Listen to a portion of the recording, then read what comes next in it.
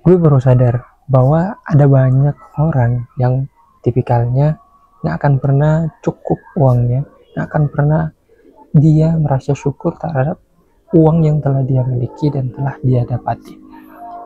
Mungkin kamu juga bakalan jadi orang bagian dari mereka, orang-orang dari kebanyakan. Pengen nggak kamu menjadi orang yang kebanyakan seperti itu?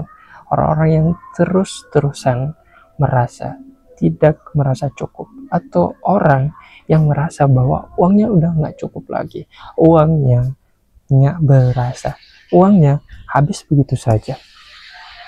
Apakah kamu pengen menjadi orang semacam itu? Nih, walaupun gajinya naik, walaupun dia mendapatkan bonus berkali-kali lipat, dan walaupun nih jualannya itu laris manis, rasanya masih tetap aja hidupnya ngerasain yang namanya pas-pasan.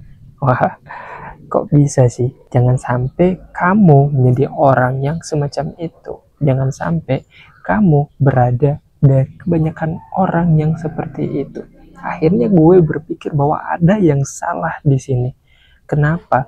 Kebanyakan orang hidupnya walaupun udah naik gaji, udah dapatin bonus yang berkali lipat, jualannya laris, tapi hidupnya masih aja pas-pasan, ngerasain hidupnya pas-pasan. Tiap bulan atau setiap harinya tuh ngerasain bahwa duitnya itu kurang, duitnya itu kok cepat habis hilangnya, kok cepat habis dari saldonya, kok saldo cepat sekali menipis, kok isi dalam dompetnya cepat habis nih, kenapa nih?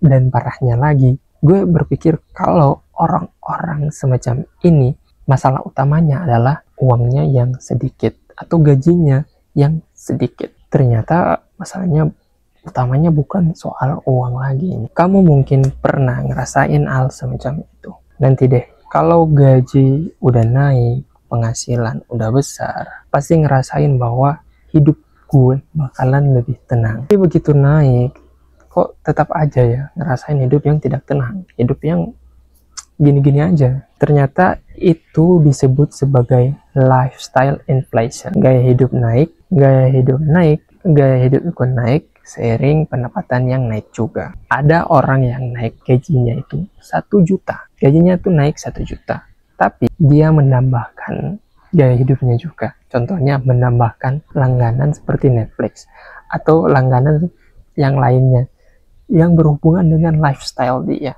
Atau contohnya nih, seperti ada teman nih yang beli motor, dia agak rasanya mau juga beli motor seperti itu, padahal dia kemarin baru beli motor. Atau liatin temannya beli handphone baru, dia rasanya juga pengen beli handphone baru, dan seterusnya itu terjadi.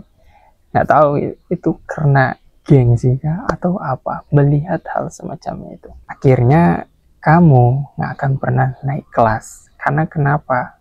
Kamu terikat dengan yang namanya tagihan. Menurut salah satu buku yang dituliskan oleh Morgan Housel, The Psychology of Money, bilang kalau satu-satunya cara untuk menjadi kaya adalah dengan merasa cukup, bukan dengan penghasilan yang tidak terbatas. Artinya apa? Seseorang itu merasa cukup dengan apa yang telah dia dapati, bukan dengan pendapatannya yang unlimited. Dan ya, ternyata orang yang merasa kaya itu, orang yang kaya itu bukan orang yang berkelimpahan harta aja, tetapi dengan ketenangan jiwa, ketenangan batin, itu merupakan orang yang telah kaya, tidak memiliki sebuah cicilan atau tagihan-tagihan yang memberatkannya. 3 kesalahan fatal yang bikin kamu merasa uang selalu kurang.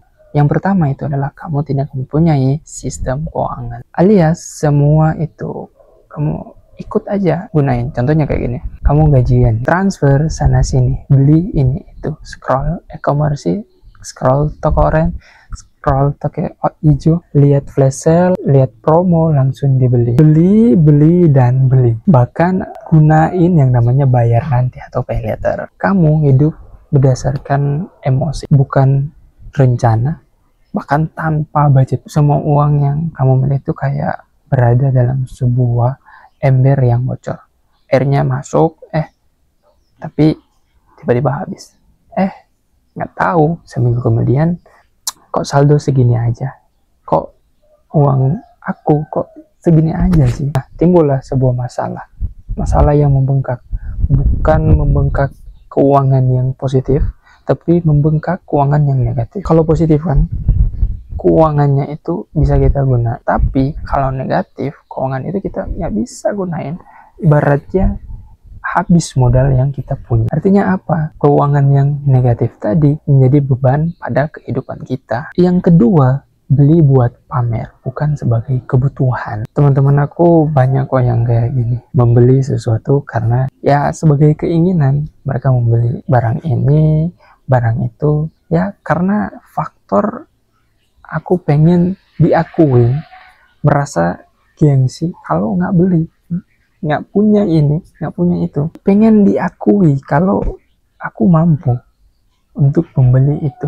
Pada akhirnya gunain yang namanya pay later tadi, dan terjeratlah dia terikat pada yang namanya gengsi semata, bukan mengutamakan sebagai fungsi, tetapi mengutamakan sebagai gengsi. Membeli barang bukan sebagai kebutuhan, bukan sebagai fungsi, tetapi sebagai keinginan dan gengsinya. Kamu mungkin membeli barang bukan karena butuh, tapi karena pengen aja mau dibeli. Sebenarnya sih nggak apa-apa untuk membeli barang tersebut, kalau aku menganggapnya sebagai self reward kita. Tapi tujuannya kalau kita beli barang tersebut karena gengsi, karena pengen dianggap sesuatu dari apa yang kita beli tersebut, nah itu akan menjadi masalah. Beli HP karena gengsi, beli mobil karena gengsi, beli motor karena gengsi, beli rumah karena gengsi, dan ternyata bukan sebagai hal yang primer atau hal yang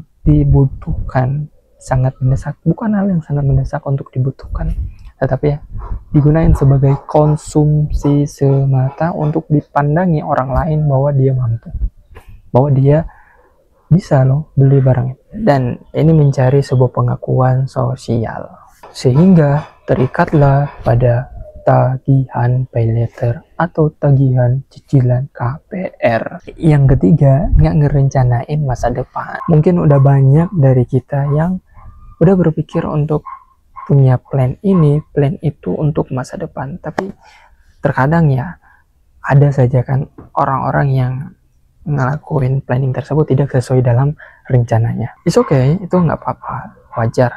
Tapi kalau kamu kerja keras tapi hasilnya hanya untuk hari ini, nggak ada uang dana darurat, nggak ada investasi, bahkan nggak ada perlindungan atau proteksi, begitu ada musibah, sakit kah, PHK kah, motor mogok, kendaraan rusak, keuanganmu tiba-tiba jatuh, ditimpa tangga, runtuh tiba-tiba. Ya, itu semua bakalan terjadi ketika kamu nggak mempunyai yang namanya dana darurat, investasi, atau mempunyai sebuah proteksi income. Dan sehingga gue sadar bahwa bukan penghasilan yang besar saja baru kita menyadari ketiga kesalahan ini untuk kita mencari tahu. Tetapi saat ini walaupun kita hanya memiliki gaji yang UMR, atau kamu nih yang saat ini gajinya bahkan di bawah UMR nih, sudah harus aware dan tahu ketiga kesalahan ini untuk dihindari dengan membuat budgeting, membeli barang sesuai kebutuhan dan fungsi, dan ngerencanain masa depan. Jujur aja, aku bukan orang yang terlahir dari orang yang kaya, keluarga yang kaya, datang dari orang yang kaya, bukan. Tetapi gue belajar soal keuangan untuk bisa mengatur keuangan yang lebih baik lagi untuk mencapai sebuah tujuan yang aku inginkan. Sekarang kamu udah tahu, akan memulai untuk bergerak, dan silakan untuk memilih. Tulis pendapat kamu di kolom komentar untuk kita berdiskusi bersama. So, gue Bro Rian, jangan lupa subscribe. Thank you. Goodbye.